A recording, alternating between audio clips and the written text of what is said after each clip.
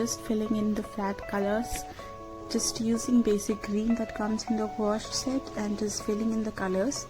At this stage I'm not too worried about the values, just filling in the flat colors and then we'll go from there, as you will see. I'm just using different shades of green, if that makes sense, and I'm using this olive green to fill in the leaflets so that they pop out a little from the painting and it looks a little bit more distinct rather than looking flat, as you will see. Now I'm using this light wash of color that you're going to see in about now.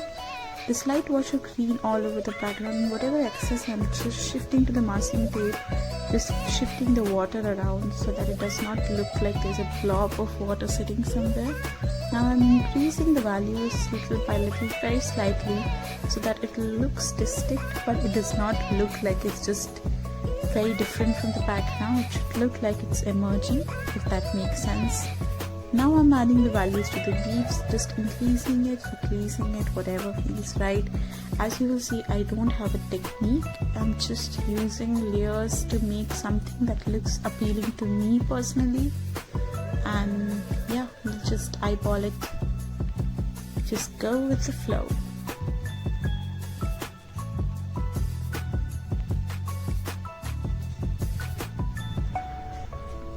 I have seen with gouache, unlike water paint, it just dries so quickly that it is easier to layer and it's easier to get that texture, so that's what I'm doing here. Right guys, now I'm just filling in a white and making it look a bit more distinct, adding contrast, and I think white makes anything pop out a little more than black, because black is a little too harsher than white.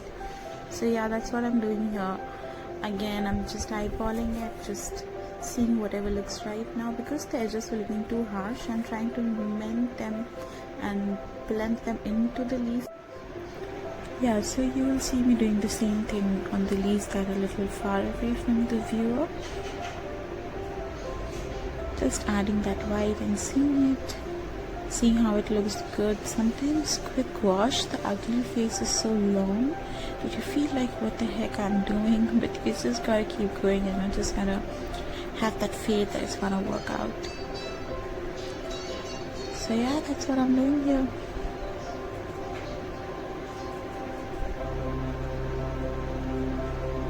I'm just making the lines a little more distinct. You know, you'll see me doing random things, and that's because I don't have a set technique. I just feel and I just do whatever feels right in the moment. If something doesn't look right, I can just go back and layer it. That's the best thing about gouache, I think. With watercolors, there is very little room for error, because if you mix too many colors, it looks muddy. With gouache, it's a little bit easier because it looks like it has texture rather than looking muddy. I don't know if that's something that I have experienced, but I feel a little bit more ease with gouache. Really sorry my camera died out and I could not record the mermaid, but I will tell you exactly the color combinations I used to achieve this.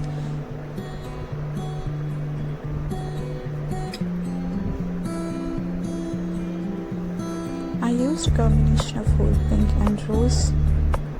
To achieve the basic color of the mermaid, I just used different values, and as for the scales, I used whole pink for one of the scales, one of the combinations of the scale, and a crimson for giving it a little bit more contrast. So finally we are at my favorite stage, that is the detailing. The detailing is what makes the painting come to life. It adds this distinct feature and makes the painting look alive. I'm just using white to add in shadows, values, whatever I feel makes the painting look more vibrant.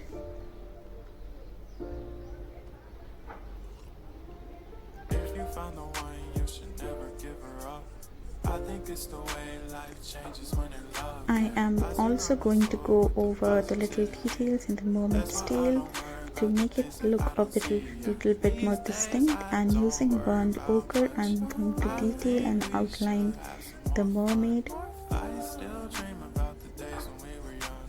I'll take a hit and Also using a bit of white to make the scales look more vibrant and make it look a bit more